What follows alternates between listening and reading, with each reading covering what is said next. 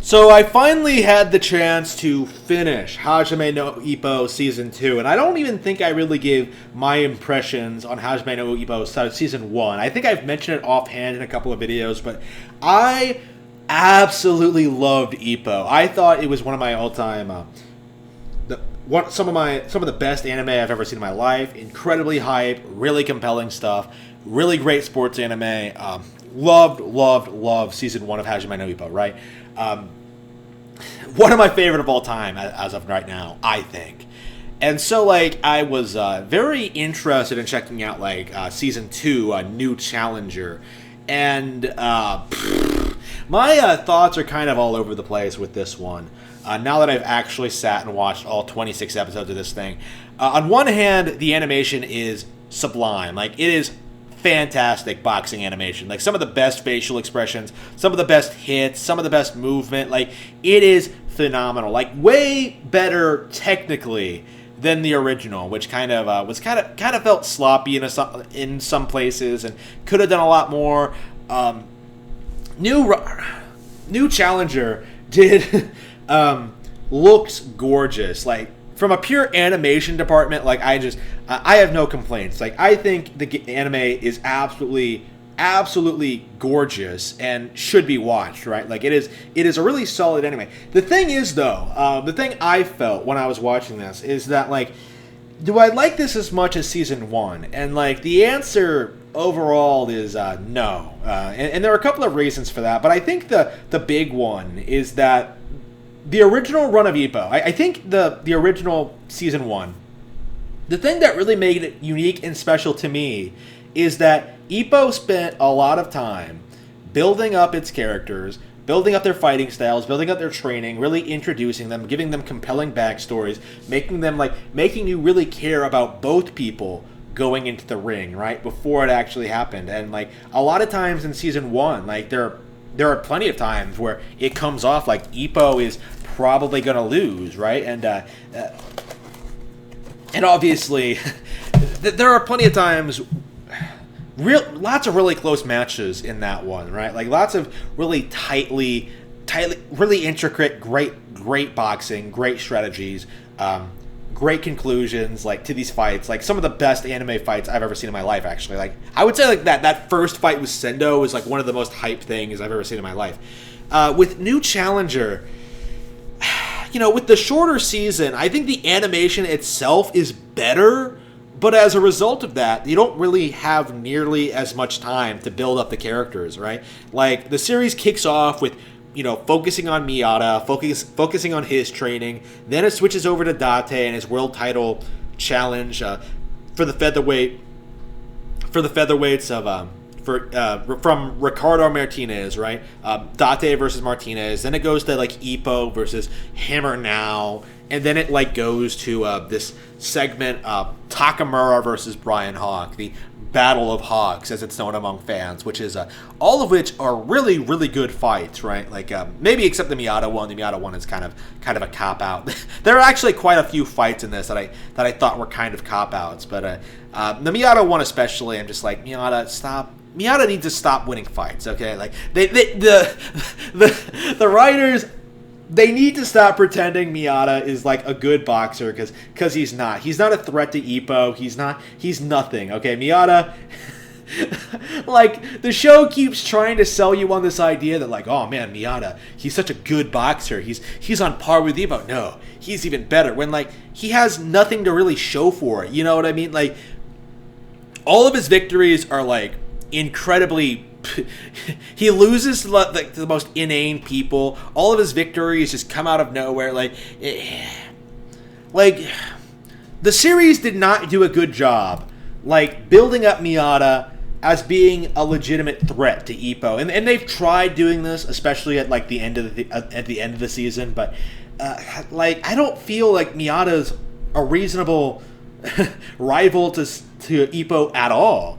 Like, in fact, this entire thing, Ippo doesn't really feel like he's really doing anything other than defending his title. And that's kind of the point. Like, this is kind of the beginning, I think, of where the series started going in this direction, where it's focusing on a lot of, like, different boxers and their careers. Like, we got a lot more focus on Date. We got a lot more focus on Takamura. like Takamura's fight actually is the longest and and most important of the season, the grand finale, you could say, of versus Brian Hogg. The focus is on these guys rather than on Ippo himself, which is really weird, but it kind of works. Like again, I don't want to say it doesn't work, right? Like I don't want to say it's bad. I don't want to say it's not interesting. But is it as good as the original? Does it get me excited as much? And the answer overwhelmingly is no.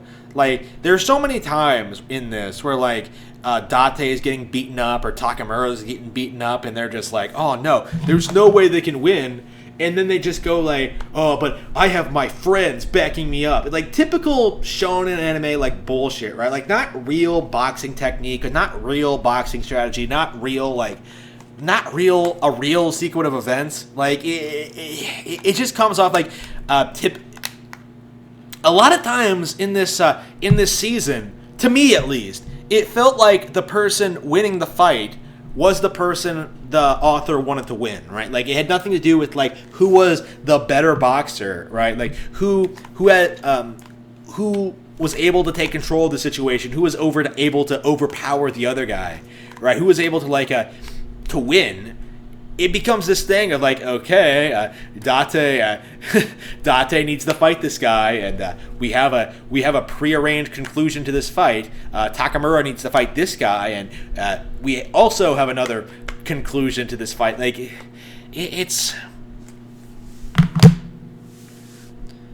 doesn't feel as interesting to me as what they did with Ippo in the first season, where like you have this guy who comes from nothing, like no background in boxing at all, to becoming like the Japanese featherweight champion at the end. Like honestly, like when I watched that final episode of Ippo, like I was completely satisfied. I would have been fine if the series had completely ended there. And in a lot of ways, I still kind of I really don't know where Ippo's story is going to go from here. Like, are they really going to keep going on with this, like, Ippo versus Miyata shit? Like, Miyata sucks. Like, they spent, like, all of episode 26, like, trying to convince you that, like, oh, Miyata's going to be a real threat to Ippo because of his, like, fighting style and, like, just...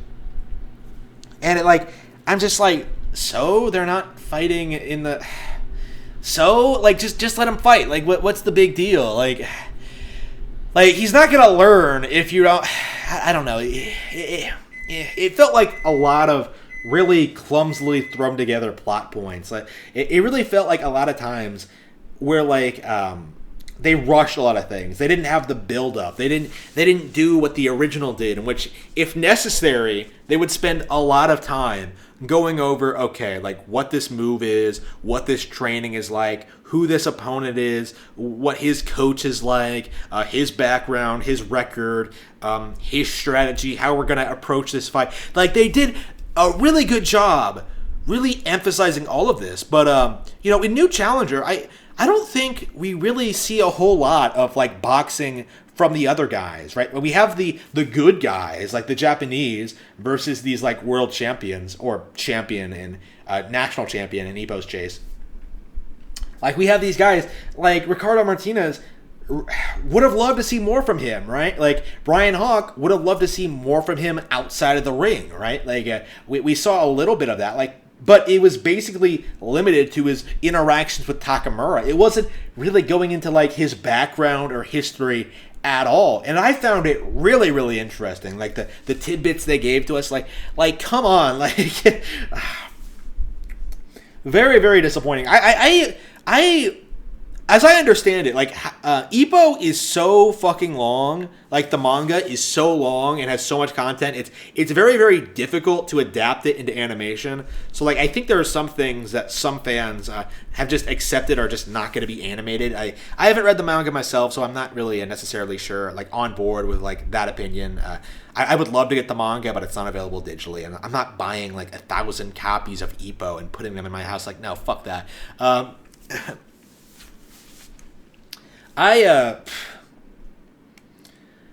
Like, it feels almost like I would need to read the manga in a lot of ways. Like, to really get, like, the full picture here in a lot of cases, and that's not really how I think I should be feeling if I'm watching an anime, like especially one with a manga that's kind of hard to get through for Western audiences. Like it just like I don't know what to think about that. Obviously the show is great. Like the fights themselves are exciting. They're great. Unpredictable, I think.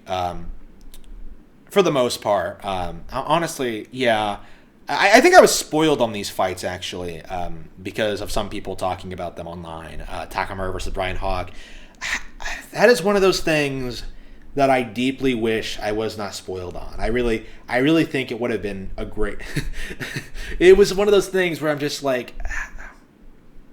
I already know the ending, so I guess I can't get invested. It's really sad to see, I think.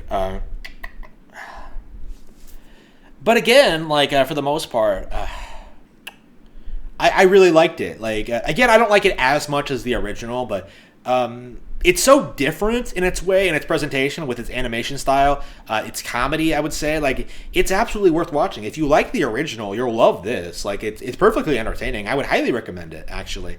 But to put it on par with the original, like, you know, one of my favorite shows of all time. I don't know. Like, in a way, I kind of want to see this as its own thing, with its own characters and its own rules. And, like, I did like this show a lot, and I do recommend that you go out and watch it.